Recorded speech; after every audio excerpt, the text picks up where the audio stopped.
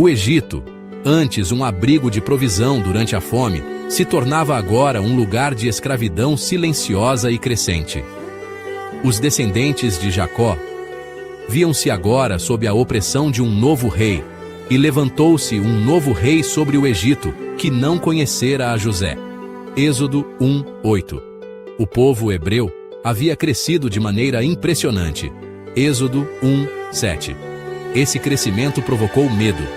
O faraó traçou planos para subjugar aquele povo. Quanto mais oprimia os filhos de Israel, mais eles se multiplicavam. O plano humano se chocava com o propósito divino. Com a escravidão vieram os açoites, o barro, os tijolos e o suor dos campos. O povo escolhido gemia sob a tirania egípcia. Mas os céus não estavam silenciosos. As ordens do rei se tornavam cada vez mais cruéis. A todos os filhos que nascerem lançareis no rio. Êxodo 1:22. No entanto, mesmo em meio ao decreto de morte, Deus preservava a vida. Um menino nasceu.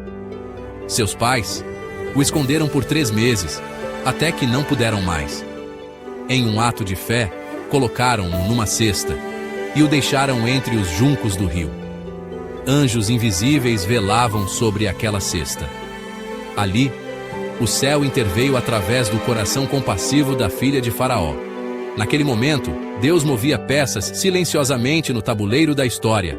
Miriam, irmã do menino, observava com esperança e coragem. Irei eu a chamar uma ama das hebreias, que crie este menino para ti? Êxodo 2:7. A própria mãe do menino o criou sob proteção divina. Ela semeou no coração do filho os valores eternos. Quando ele foi entregue à filha de Faraó por volta dos 12 anos, embora crescesse nos corredores do poder, na corte de Faraó, Moisés foi instruído, mas ele não se curvou diante dos ídolos, nem esqueceu o Deus de seus pais. Satanás, que tentara matar o libertador desde o nascimento, agora via com frustração que o plano divino seguia adiante. A mesma casa que decretara a morte do menino hebreu era agora o berço de sua educação. E Moisés foi instruído em toda a ciência dos egípcios. Atos 7:22. Mas a verdadeira força de Moisés não estava em sua instrução, e sim em sua renúncia. Pela fé, Moisés recusou ser chamado filho da filha de Faraó. Hebreus 11:24-25. Ele viu que a coroa do Egito era passageira. Moisés trocou os tesouros do mundo pelo vitupério de Cristo. Essa escolha, feita em silêncio diante de Deus, preparava o cenário para o nascimento de um libertador. Mas o tempo de Deus ainda não havia chegado. Havia lições a serem aprendidas no deserto da alma, onde a glória dos homens é desfeita e apenas a voz de Deus permanece. Com o coração inflamado pelo zelo e a esperança de ver seu povo livre, matou um egípcio que feria um hebreu, acreditando que os seus irmãos reconheceriam nele um libertador, mas eles não entenderam. Quem te tem posto a ti por maioral e juiz sobre nós? Êxodo 2:14. A rejeição foi dolorosa. As palavras dos próprios irmãos ecoaram como flechas, e logo o crime chegou aos ouvidos do rei. Moisés fugiu para o deserto, não apenas por medo, mas por fracasso. Era necessário ser quebrado, desaprender, ser transformado. No silêncio de Midian, entre rebanhos e montanhas, Deus o conduziu à escola da obediência, da paciência, da mansidão. Durante 40 anos, o príncipe se tornou pastor, e o guerreiro se tornou servo. Na solidão do deserto, cercado pelo silêncio das pedras e a imensidão do céu, Moisés conheceu a presença real de Deus. As glórias do Egito foram substituídas pela reverência diante do Criador. O tempo, a natureza e o Espírito Santo moldavam agora seu caráter.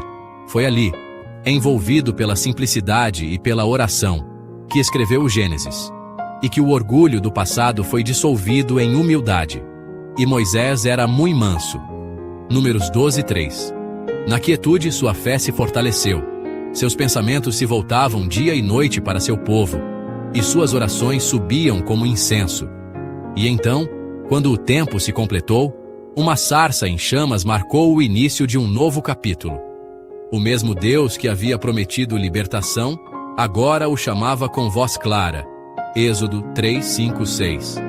A revelação foi tão poderosa que Moisés encobriu o rosto, temeu olhar para Deus. A presença divina não traz arrogância, mas humildade. Deus então falou: Tenho visto atentamente a aflição do meu povo e conheci as suas dores. Portanto, desci para livrá-lo da mão dos egípcios. E depois veio a ordem: Vem agora, eu te enviarei a Faraó. Moisés hesitou. Quem sou eu? Deus respondeu com graça: Certamente eu serei contigo. Quando Moisés perguntou o nome daquele que o enviava, Eu sou o que sou. Agora, o Deus que via e ouvia estava descendo para agir. Mesmo diante da ordem divina, o coração de Moisés ainda vacilava. Ah, Senhor, eu não sou homem eloquente. Êxodo 4:10. Mas o Senhor, com paciência e autoridade, respondeu: Quem fez a boca do homem? Ou quem faz o mudo? Êxodo 4:11-12. Deus designou Arão, seu irmão, como porta-voz. Mas a liderança permaneceria com Moisés. Deus não busca a perfeição humana, ele busca disponibilidade. Quando o céu decide agir, nem a fraqueza do homem é capaz de impedir o mover do Altíssimo. Com o coração agora rendido, Moisés voltou a Midian. Despediu-se de seu sogro, Jetro, e partiu com sua esposa Zípora e seus filhos rumo ao Egito. Mas antes de entrar na terra do cativeiro, Deus tratou com ele num episódio decisivo. Moisés havia negligenciado a circuncisão de seu filho. Foi um momento simbólico e profundo. O libertador não poderia conduzir um povo à aliança se ele próprio estava em falta com ela. Somente após esse ajuste, Moisés foi liberado para seguir adiante. Cada detalhe na vida do servo importa, pois o caráter é a mensagem mais poderosa que um líder carrega. De volta ao Egito, Moisés reencontra Arão. O reencontro entre os irmãos é regado de emoção e propósito. Unidos agora por um chamado celestial, vão até os anciãos de Israel e compartilham as palavras do Senhor. E o povo creu, e ouviram que o Senhor havia visitado os filhos de Israel. Êxodo 4:31. O encorajamento foi imediato, a esperança reacendeu. Depois de tantos anos em silêncio, Deus estava falando novamente. Moisés, o menino salvo do Nilo, o príncipe fugitivo, agora retornava como profeta do Altíssimo. Mas essa nova fase exigiria fé mais firme. O confronto com Faraó seria intenso, e os milagres seriam precedidos por resistência. Cada desafio revelaria que o braço de Deus não está encolhido para salvar. Nesse início de jornada, aprendemos que os propósitos de Deus não se cumprem segundo as conveniências humanas. Moisés foi separado desde o ventre, preservado da morte, educado entre reis. Cada fase foi essencial. O silêncio de Deus não é ausência, é preparação. A dor do povo não era ignorada, era semente de libertação. Quando o tempo se completou, Deus moveu céus e terra para cumprir sua promessa. E o mesmo Deus que ouviu os gemidos de Israel, continua ouvindo os nossos. Ele ainda vê, ainda conhece as dores do seu povo, e ainda desce para libertar. A história de Moisés nos lembra que o céu nunca se esquece dos que esperam. Por trás de cada deserto existe um propósito eterno sendo cumprido. Diante dos portões do palácio egípcio, Moisés e Arão se apresentam com autoridade que não vem de homens, mas do próprio Deus.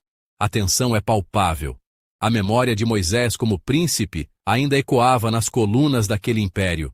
Agora, ele não vem com vestes de nobreza, e sim com a palavra do Senhor. Assim diz o Senhor, Deus de Israel: Deixa ir o meu povo. Êxodo 5:1. Faraó, símbolo da arrogância humana, ergue sua voz com desprezo. Quem é o Senhor? Não conheço o Senhor. Êxodo 5:2. Com essas palavras, o coração de Faraó se revela, endurecido, altivo e incrédulo. O confronto não seria apenas político, mas espiritual. Não era Moisés contra Faraó. Era o Deus verdadeiro contra os deuses do Egito. O palco da libertação estava sendo armado. Em resposta à ousadia de Moisés, Faraó aumenta o jugo sobre os hebreus. Não dareis mais palha ao povo. Eles mesmos irão e acolherão. Êxodo 5, 7, de 9. O povo, já cansado, agora se vê esmagado. A reação é imediata. Os filhos de Israel se voltam contra Moisés e Arão. Olhe o Senhor para vós, e julgue. Fizestes o nosso cheiro ser abominável diante de Faraó. Êxodo 5, 21. É nesse ponto que o chamado começa a pesar. A missão divina não traz aplausos imediatos. Ela gera conflito, oposição e até incompreensão dos próprios irmãos. Moisés, sentindo o peso da rejeição, se volta para Deus e clama: Senhor, por que fizeste mal a este povo? Por que me enviaste?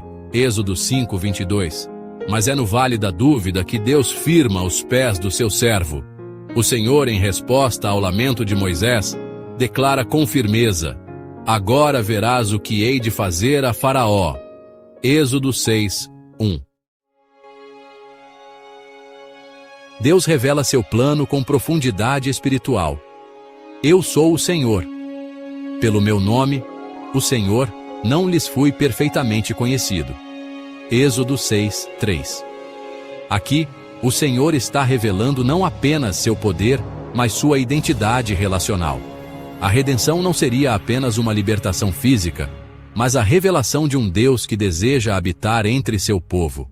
Ele os tomaria como propriedade exclusiva, selaria com eles uma aliança e os guiaria com mão estendida. A história da libertação estava apenas começando, e seria escrita com sangue, milagres e fé. Mesmo com essa promessa poderosa, o povo ainda não conseguia crer plenamente. Assim falou Moisés aos filhos de Israel, mas eles não ouviram a Moisés. Êxodo 6, 9. A escravidão havia moldado não apenas seus corpos, mas suas esperanças. Mas Deus não desiste de um povo ferido.